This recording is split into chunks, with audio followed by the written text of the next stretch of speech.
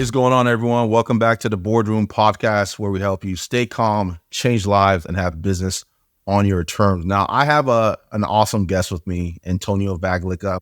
Did I say your last name right? It's Vaglica, but much closer than most people. Okay.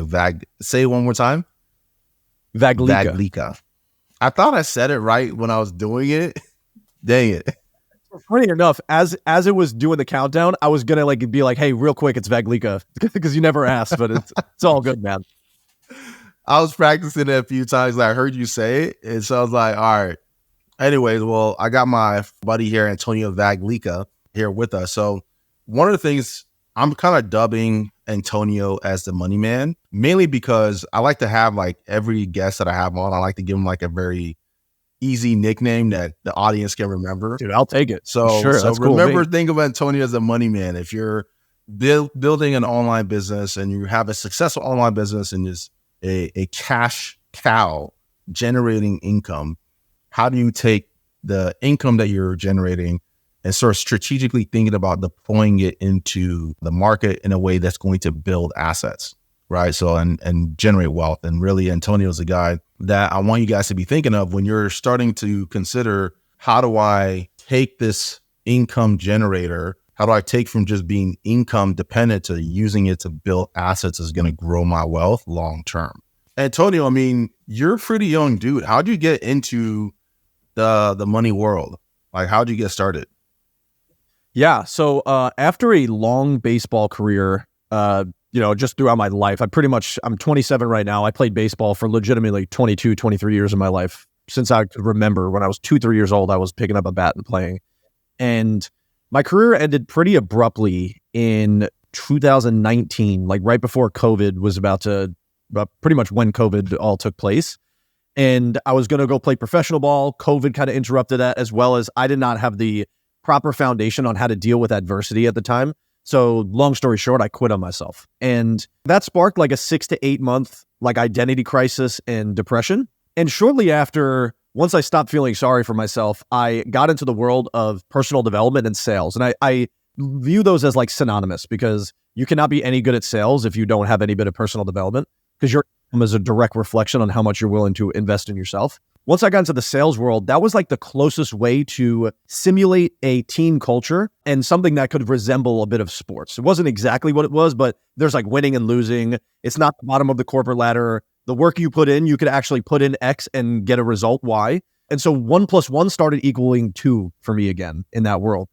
And shortly after that, that was under the umbrella of financial services in sales. I was just selling a lot of life insurance and investments, traditional financial advisory stuff. And you've met my business partner, Landon. At this point, we started a podcast at the end of 2019, just around being 23 years old and navigating the world of self-employment. Selfishly, because we had no idea what we were doing. So we wanted to have a platform to have successful people like yourself on and learn from your story and how you got to where you're at today. And at the time, selfishly, we couldn't afford the mentorship. So that was our way of getting free mentorship. I love the resourcefulness. That's awesome. And that's we just used our resourcefulness to acquire skills that allowed us to eventually be valuable enough to bring a value proposition to those people offline. Long story short, that resulted in tons of joint venture partnerships, tons of new client acquisition. And we learned along the way on how to build, both an in-person and online business. Started an agency together. And that agency was going really well under the same umbrella of financial services and advisory. But we shortly found out that all of our clients were business owners. As myself, I own a portfolio of companies, so I love entrepreneurship. And what entrepreneurship and financial advisory don't really go hand in hand. It's almost like oil and water, because the industry is incentivized to sell you products instead of giving you unbiased advice. And so I felt this massive conflict of interest, because I loved giving advice, but I also wanted to make money at the same time. And so sometimes a guy like Iggy might not need a product, but he needs strategic advice on how to get more liquidity back into his business so that he can grow the enterprise value of his company, et cetera, hire more people. And so we decided to sell off that book of business and started a consulting platform that operates as a fractional family office. So for example, just to give your audience a high level idea of what a family office would look like, So let's say, for example, you're worth a couple $100 million. You would basically bring your family office in-house with like in-house accountants, in-house CPAs, advisors, wealth management team, bankers, asset protection attorneys, etc. All those people work for you and just designed to protect and build your wealth and also help you save money and taxes along the way. Now, most of us listening to this don't have $100 million of net worth, but we have 7-8-figure businesses that are eventually going to translate to that level of net worth. So I'm a huge believer that even though we're not at a point where we need a full family office, we want to fractionalize that family office because you still need all of your professionals in alignment for your benefit. Instead of just, we've mastered the game of like building a business and income producing, but then we end up paying stupid tax because we trust the professionals blindly to get the taxes done, to invest our assets wisely, et cetera. So that's where we bridge the gap and make sure that, that ecosystem is fully unbiased. That's awesome. I know you kind of mentioned like the unbiased, wanting to be able to give really unbiased advice and think more strategy and things like that. Was there like no solution in the market to kind of do what you guys are doing? Because you are the first time I've heard like a fractional family office. They do exist. I just think we are so people focused and value focused that one thing I take pride on is like, I am definitely not the smartest human being on earth, but there is no one that can outcompete me in how much I care about my clients and the service that we give them. And that's what I think pretty much every industry, specifically the world of financial services, it's a pretty predatory environment where it's not like it's a pretty zero-sum game, like one party ends up winning. I think there's opportunity for everyone to win in that scenario. And so like I end up probably like the asymmetrical value that we are giving at a multitude of where no one's ever questioning why they pay us, which is why we have such a high client retention rate. And so I'm just always trying to deposit value because the access to information is is such a commodity nowadays. I can go on YouTube and find these things out. What people pay for is nuance and somebody that they trust to actually get the thing done so that you can just focus on making it. Yeah, because one of those things like, you could learn it, but it's like, and this is probably why more entrepreneurs, especially in the online space, aren't doing it, because as you start thinking about trying to figure it out on your own, the thing that was making you money starts to get neglected, right? Because now you're trying to balance two different things, whereas like it's better to just focus on a sphere of genius and then allocate some of that income that you're generating to a team like yours who already have mastery in that area. And then you can continue to grow knowing that the funds that's being deployed is being deployed in your best interest. Well said, man. And I say it all the time. It's like, let the nerds be the nerds. Like, you don't get paid to study tax law. Let me do that so that you can go ahead and just build your business. Obviously, we have to build a sense of mutual trust, and I'm going to educate you along the way. That's where I'm going to like really get into a framework with my clients of understanding how they go about their decision-making process. For me specifically, I don't need to know how the watch is made. I just need to know what time it is, as long as I, trust that professional. And so I'm willing to go down the rabbit hole on each way of how clients go about making decisions and just make sure that we're doing all the work that has to get done that doesn't make them money. I just onboarded a client the other day, and like his big pain point as to why he hired us was like, hey dude, I was so caught up playing defense, trying to get all these professionals in alignment, doing all these legal work and taxes, to where I forgot about like my business had to keep making money and the revenue was starting to sacrifice because of that. When you outsource to us, you can just focus on making money. That's not a solicitation for us, but outsourcing to anyone in that role, I'm a big believer in that. You pay for nuance. So I mean, let's say somebody is in a position where they're starting to consider this option. Maybe it's the first time here in a fractional family office for the first time is on this podcast. What kind of questions do they need to ask, and what do they need to look out for to ultimately make the most informed decision? I think most people come to us initially, like the largest pain point is on the tax side. Every person that's doing 7+ figures in revenue feels like they may be giving way too much money back to the government. And so I want to help you create an ecosystem of solutions that doesn't just end up being, hey, go spend more money or go buy a car to save money on your tax bill. Because inherently that's bad math. Spending money to save money does not work over time. I'd rather just pay the taxes and have more money, in my pocket. But there are ways to strategically invest or take advantage of the money you're already spending to maximize your tax dollar, because of the fact that every dollar I legally don't pay the government in a way that if I'm doing it correctly, that's more money back in my pocket to hire more people, stimulate the economy more, grow my business, contribute to charity, pretty much anything other than just giving it to the government, who, in my opinion, has not been doing a great job with our tax dollars 100%. Of late. And so with that, it usually starts with the pain of taxes, and then we start to uncover a unaligned balance sheet. So for example, I'll use Iggy just because, we're speaking right now. Now I know Iggy is building a massive company a company that's going to legitimately change the industry.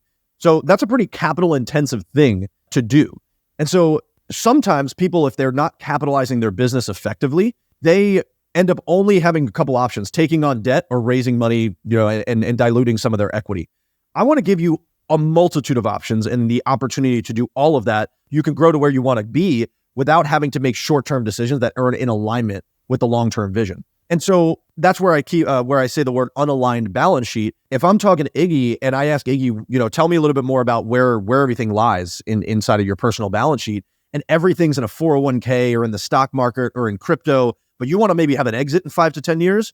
I'm not saying that that's you, but let's just say, for example, that is a balance sheet that is not in alignment with where that vision is. So I want to make sure that we have an ecosystem that allows us to capture as much liquidity as possible and get rewarded for saving those dollars so that I can double down on opportunities when they present themselves, especially in a market like this where credit's still pretty tight. So essentially when you're meeting with somebody for the first time, I'm realizing that online business space is radically different from traditional market that people are used to. Yep. Right. And this is from having lots of conversations with different investors and things like that. So for you, what are you finding what are some common mistakes that you're finding that you are constantly having to help the clients that you work with that come from this space kind of correct? And then what are some things that you notice that they're not doing that they could be easily doing yesterday that will maybe not guarantee that they're set up perfectly, but at least guarantee that they're trending in the right direction? Couple things. Lifestyle burn in the online space is running rampant. So a lot of the times we're not looking at it from a business lens. So I'm growing my online agency that I'm calling a business, but it ends up just being a really healthy job, a really highly profitable job. But I'm now collecting revenue, receiving some profit, and then automatically spending all that personally, and then trying to justify everything as a write-off on the personal side, which is a whole nother story. But now I just accumulated all this debt in the form of monthly payments to where once my business starts taking a hit, I got to make some radical decisions just to float the monthly payments that I locked myself into. And so I need to have a really good pulse on my personal finance as well so that the business isn't suffering because of the decisions I made personally.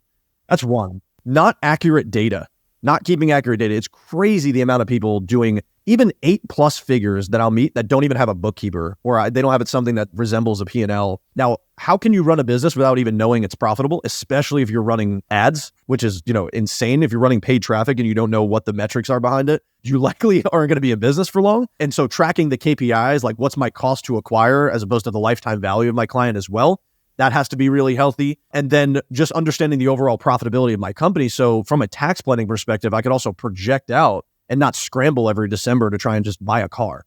That's the typical thing that I see in the online age. It's I just bought a G-Wagon just to save money in taxes.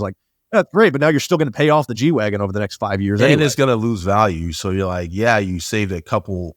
They're essentially stepping over $1 to pick up pennies in that example. 100%, especially with the ways cars depreciate at this point. It's wild. I made the same mistake about 3 years ago buying an Escalade. It's the same thing. And then there are tax advantageous asset classes that you can get rewarded to invest in actual assets that still give you the same amount of tax savings. But 5 years from now, you're not going to be looking back regretting it because you have an asset that appreciated. Yeah, that makes sense. So what do you like? How are you going about when you're thinking about what's a good asset class to potentially invest in with your clients? Is it really, do you have some tried and true asset classes that you love pretty much no matter who it is? Or do you try to really customize what those assets look like based on your client? Everything is highly customized. We keep it very, very boutique. Now, there are definitely strategies that overlap for pretty much every client unanimously, but then everything is highly customized based upon the client's, tolerance for risk, their ability to lock up some liquidity, how much debt they can take on, et cetera. There's all these different variables as well. Now, the number one investment that I don't think people invest aggressively enough back into because they don't know the metrics behind it is their business. I'm a huge believer that your business is likely your best rate of return and most predictable because you have control over it. And that's why I go back to the data point because if you know your data, you know the outcomes. And if Charlie AI is growing at 20+% a year, I'm going to out earn the market every year by doing that, right? I have predictability because I control and I can pull those levers. So that's one. Then you have things where the way that I have conversations with clients, and these are all happening today, like legitimately this month is when we start going around the conversation around taxes, because now I have 4 months to actually implement all these plays as opposed to scrambling. What you're going to want to do is looking at what your net income is as of this day. Like, what is my overall profit today? And if it ended today, that's what my tax liability would be. I want to project that out to say, what would that look like at the end of December? That's going to be what my taxable income looks like. I can then reverse engineer to say, what would I actually owe in taxes if I did no strategy? Then I would walk it down to say, how do I get to a number that keeps my adjustable gross income high enough to always qualify for financing, because I want the banks to lend to me, but also put more money back in my pocket by not paying 37% to the government. And so, for example, like if you make $1 million and you only have to pay 10 to 12% effective on that in taxes, it's a really good place to be in, right? Like, I made $1 million net. I only paid 100, 150 to the government. It's a solid place to be in. And so I think a lot of people's jaded concept is like getting down to zero. Zero is great in not paying taxes, but even if you want to go get a $10,000 car loan, you're going to have trouble doing so. So that's where I want to look at what am I already spending and how can I attribute that to business dollars by making sure I'm creating substantiation. So now I'm never going to recommend you spend money to save it, but if you're already spending the money, let's go get a deduction for it. And so there's things like the Augusta rule where Iggy should likely be renting out his home for the business use. You could do that for up to 14 days out of the year. You can definitely reimburse yourself for like home office expenses, your vehicle that could be attributed to your business use, meals, travel, etc. And then you want to focus on like any credits that you could potentially qualify for. And then I'm a big fan of depreciation, because what depreciation allows you to do is to use a multiplication factor. I can buy an asset, let's say like a real estate property. I can put $1 down and own a $5 asset at the same time. And I get the tax value from the $5, not the $1. So now I'm not spending all of my money. I'm using good debt to leverage into a property. And then that property is also bringing me tax savings in the form of things like a cost segregation study. That then wipes out my taxable income. And then I consistently do that year over year. And I'm building wealth that gives me enough passive income to make my work optional so that I'm not always having to be in the business, as well as mitigating my tax bill as well. Yeah, I mean, talk about something like, what are some of like the emotional benefits that your clients have shared with you from getting to a point where, you know, they're passive? I mean, it's not always passive, but like for them, because they're working with you, as far as they are concerned, it is effectively passive. Not necessarily passive for your team because you're managing it, but that's why they work with you so that you can take care of it. And for them, it's passive. What are some like the emotional and mental benefits that are kind of like unintended? Like they're not doing it for that, but what are some of those like benefits that comes with it that you've noticed for some of the clients that work with you? Imagine waking up and not having the anxiety of wondering if like any one catastrophic event is going to take my business down. How much am I going to owe the IRS? Are my financial advisors actually in it for me? Like, is there a strategy to exit, et cetera? Imagine waking up and not having that anxiety and offloading all of that to someone who literally all day they are thinking about that exact thing for you. So for example, like this is kind of like to the extreme, but I keep a whiteboard in my shower because if I'm like coming up with ideas, like I'm constantly thinking about things for my business as well as my clients, et cetera. I'm going to write that down pretty much everywhere I go. I'm always constantly writing down, calling my clients like, hey, I just randomly thought of this. Like having that level of proactivity is such peace of mind because everyone else in your world is being reactive.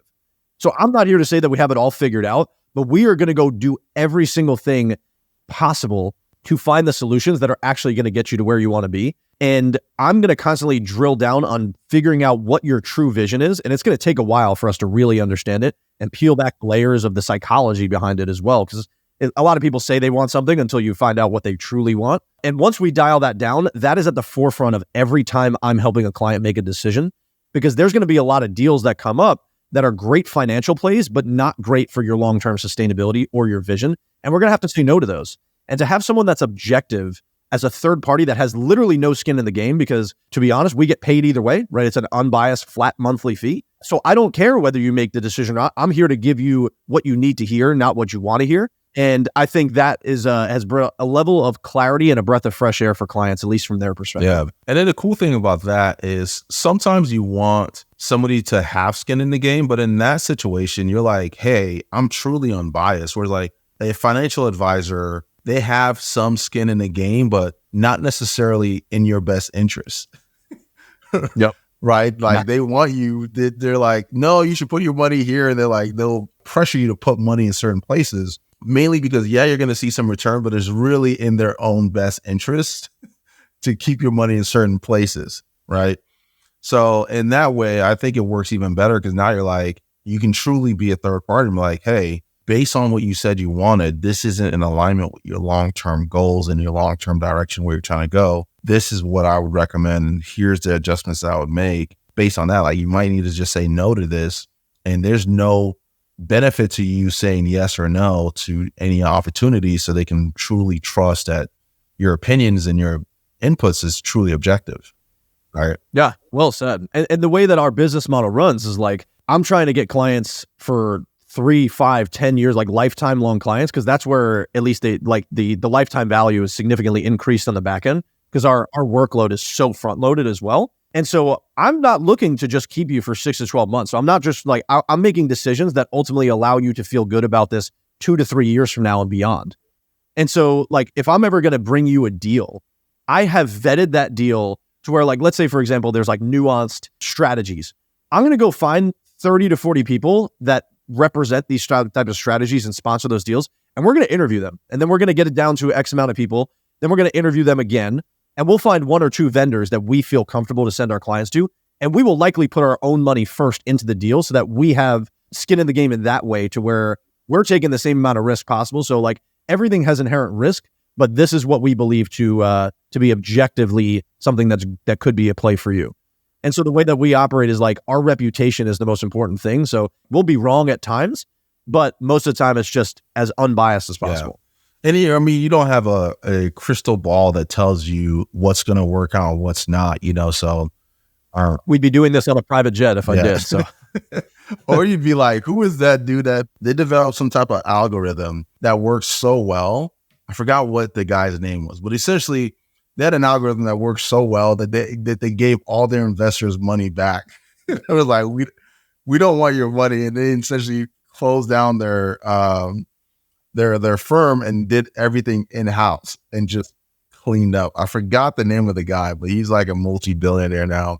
And it was just something absolutely ridiculous. But that's like, if you had a crystal ball, essentially, that's what you would do. Right. 100%. It's important to remain unbiased. I think the benefit, the emotional benefit that comes from just having your bandwidth back, your mental bandwidth back is priceless. Right. So you've got a couple things that you've been working on behind the scenes. I know you got some like trainings that you're going to be coming out with soon. Where are you at as far as like projects on making it easy for somebody to like find out how to get in touch with you, how to learn from you and things like that? How can they get into your world?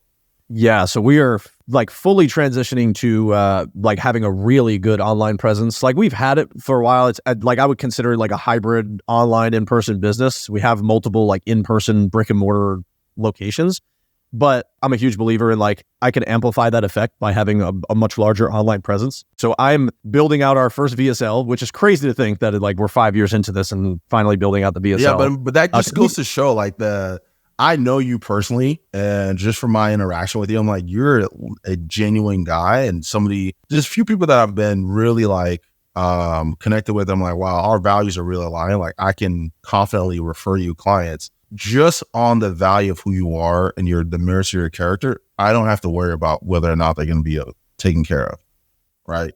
They're not be a good fit for you, but you're going to make the decision that's going to be in their best interest, whether it's for you to take them on as a client, or you might just say, hey, it's not a good fit right now, but we can circle back a few months later. Right. And that's what I invested so much of my time into doing first, is becoming somebody worth being referable. That's what something like I would urge a lot of young professionals that like the in-person side of it and like the offline networking that comes along with building a business is so valuable that I don't think enough people talk about. Is like, let me personally develop enough into someone who is worth being referred to. And I do that in such a way where like, I'm just so human focused and there's enough money to go around. And I probably left a lot of money on the table by being so selfless in that light. But like, for example, when Iggy and I met, I literally never asked anything. I still never asked anything from Iggy. And I just am so confident in him as a human that I just want to refer as much business as possible over to Iggy and serve his mission. One, because I think the marketplace needs more of what you do. But then two, like selfishly, I guess, is the law of the universe. Eventually something cool is going to come back to me. I'm the same way, man. So I'm like, it's weird meeting somebody who really has the same kind of value. You know, I mean, it's like, I'm like, it makes me uncomfortable how much I'm like, you're giving too much value. You need to pump the brakes a little bit. And the second that it starts to tip over the other way is when you're probably going to see even more of an influx of referrals. Cause like, I always want to keep it that asymmetrical. And so that's my way of being like selfishly selfless. And so that's how we ran our business for so long. It's legitimately like 90+% referral base. What I've come to notice is that if I ever want to sell this business, there's no enterprise value to that. My mode of acquisition is not diversified whatsoever. Thank you, Taylor Welch, for exposing that glaring hole in all of your content, in your books, and now in Chamber.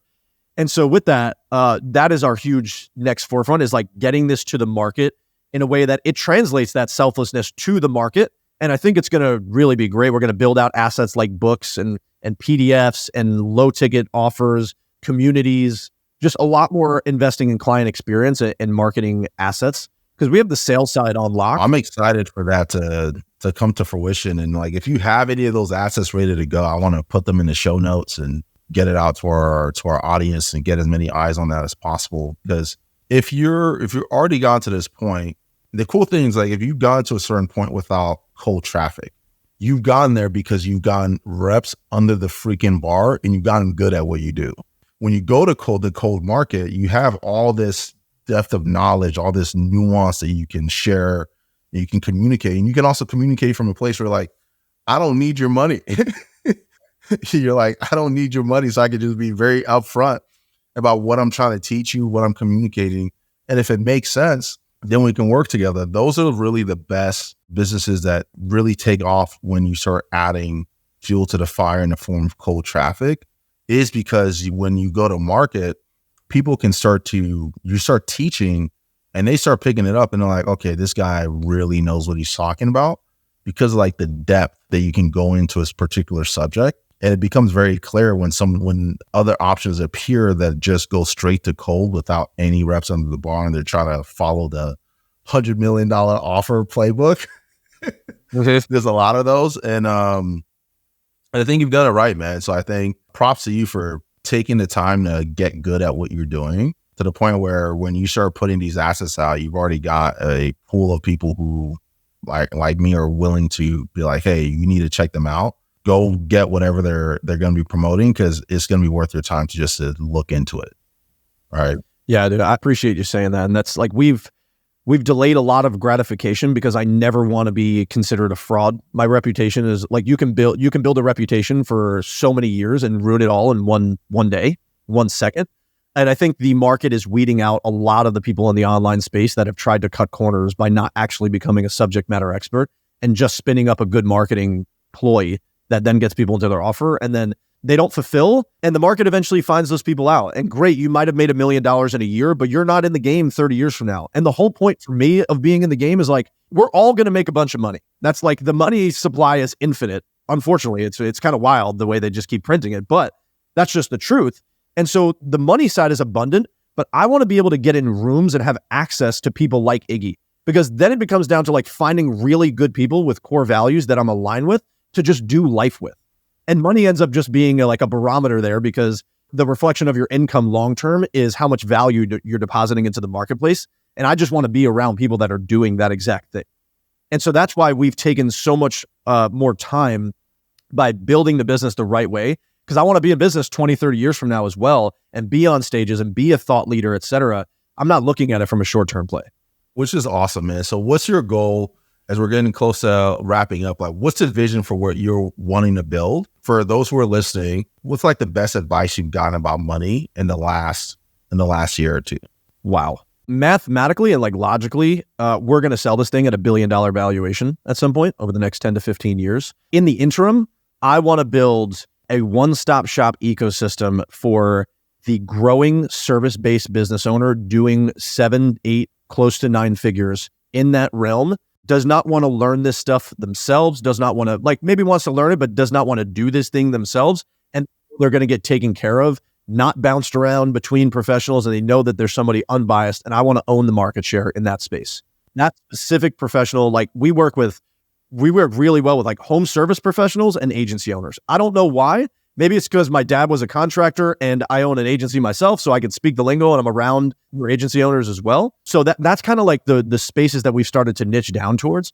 Like busy professionals that have mastered the game of making money now want to translate that towards building wealth and actually, buying assets and earning some passive income, et cetera. Yeah. So they need to be thinking like long-term as far as like, so they're not going to be, so for those guys who are listening, if you're like trying to engage with Antonio and be like, hey, how do I get like a 50% return on my money the first 6 months? It's like, get the hell out of here. Like this is where the traditional financial advisor does it wrong, in my opinion, is financial advisors are trying to compete against your best rate of return, which is you and your business. I can't confidently tell you that I'm going to out-earn that. Now, there are tools that will definitely help you consistently earn, and we're constantly looking for those things in the market, whether that's actually the stock market or real estate or any other asset class. But you're not like, you come to me because you know how to make money. I'm not going to teach you the principles of like your marketing campaigns, et cetera. Like go to Iggy, go to Taylor Welch for all that stuff. I'm going to just make sure that you actually keep your money, because what I've come to find with young agency owners specifically, they've made millions of dollars over the course of 5-10 years, and they have maybe 6 figures to look back on after 10 years. And you constantly get in this cycle, and it's very hard psychologically to lower your standard of living after you've maintained a certain standard of living for a while. So I want both your personal and business vision to eat at the same time. And we're going to do that through logic, math, and science, and then tie the emotion into it. Yep. I love that, man. That's awesome. All right, money advice to close this out. What's been the best money advice you've gotten in the last year or two? It could be longer than that. Yeah. Okay. So I'm going to go like more away from like specific advice on the money side. I would highly recommend listening to like what Bradley Gibb has to say on like the actual tactical money advice. That dude is a genius. There's a conversation him and Taylor Welch just released on podcast. It was phenomenal around like the money supply, the macroeconomics. I'm still catching up to speed on those dudes. They're like wild about it. Now for me, I'll speak from my personal opinion. Like I said earlier, your income and your business growth is a direct reflection on how much you invest in your personal development, whether that's money, time, energy, and I invest a lot of all of them into all that stuff. So for example, like I'm going to invest a lot of my money and time into things that most people aren't doing. Experiences for my clients, experiences for myself, IP and knowledge. We pay for nuance at this point, right? So like, let's say we're talking about me and you, Iggy, right? Like we have the core foundational understanding of pretty much every lever inside of our business, but where you pay for coaching and mentorship is to get that 1% better, because that 1% is a massive proportional percentage in your business or in your life, right? So if I get that 1% unlock, that might be a 100% increase in my life, whether it's for fitness, whether it's for money, all these types of things, right? So for me, I'm investing in that and parlaying it with building a really solid network, not just for referrals, but just for people to do life with. When you go to cities and you know people, it's really cool to be able to just get dinner with people in those cities and just have a higher quality of life. And then like to go to an extreme example, for example, this weekend, I don't go out much. Like I'm not very often to like clubs or anything like that. Not really my thing. But this weekend, it's mine, my girlfriend, and my business partner's birthday, all in like a 1 to 2 week span. So we invited every single person we know in Tampa to come to our house and have a party. One, it's going to be a awesome tax write-off because we're going to use the Augusta strategy, and every single person is rather a client or a potential client, et cetera. We're not doing it for that, but it justifies for sure. Yeah, 100%. But where most people go wrong is they're going to say, everyone, hey, go bring your own alcohol or bring your own food. We're going to cater it all. We're going to cater every food. Then for some reason, it was very tough to get like a party bus to go out to a club because they want like a 6-hour minimum or something like that. And so instead I said, hey, I'm going to get every single person an Uber voucher so that they can get their way to the club. Most people are going to make them find their own way there. Right. So now everything's just like concierge there, and there's no benefit to me, but we're just providing an experience most people don't do. Then we're paying for every single thing at the club. I'm not saying that you have to do that, but for us, I know that that's going to help build our brand over time as well. because 99% of other people are not doing that. And so that's where we're investing our dollars in those extra couple of percentages of knowing that like there's no immediate ROI to this, but it's eventually going to build long-term brand when you're being hospitable to people. And so that's just an extreme example. Yeah, I like that. So essentially for you, it's beyond the money. It's like you got to invest in yourself, and in your relationships and in your reputation, right? Like making sure you're aggressively protecting your reputation, you're investing in your network, and you're ultimately investing in yourself so that you could be somebody who is qualified to attract all the abundance that life has to offer. That's at least my worldview, right? Like I see relationships like a bank account. And most people, specifically online entrepreneurs, try and withdraw from an empty bank account. I'm going to deposit. Like Gary Vee says, jab, jab, jab, jab, right hook. I believe in like even more jabs. Just deposit until someone feels compelled to reciprocate at some point. And the sad thing is, eventually, like you're going to get burned probably more times than not. And people are going to take advantage of that.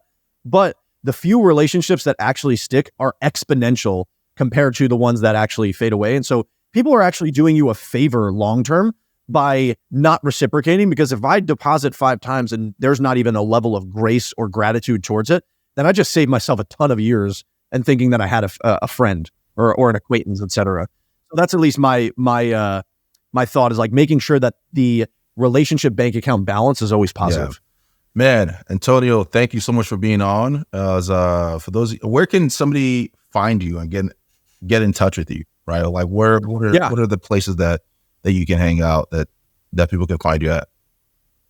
Typically Instagram is probably the easiest platform. Antonio Vaglica Jr. AntonioVaglica.com. You can find me like Facebook, LinkedIn. I don't use Twitter as much. It's a great information source, but I don't tweet as much, or X, whatever you want to call it.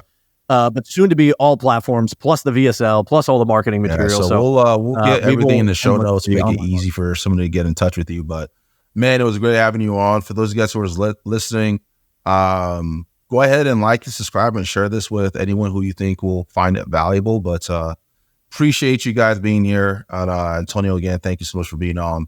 Till next time, guys, stay calm, change lives, and have business on your terms.